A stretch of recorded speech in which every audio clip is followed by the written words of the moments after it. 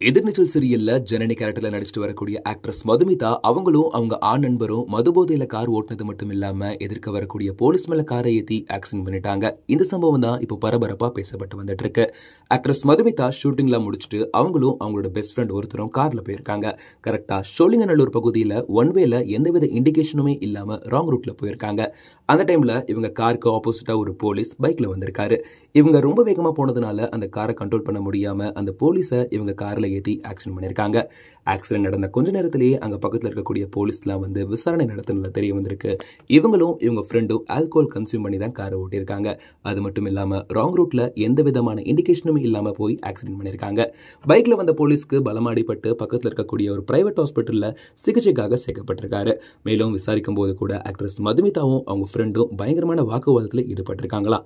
உடனே காரை போலீஸ் பறிமுதல் செஞ்சது மட்டும் இல்லாம இவங்களை விசாரிக்க போலீஸ் ஸ்டேஷனுக்குமே கூட்டிட்டு போயிட்டாங்களாம்.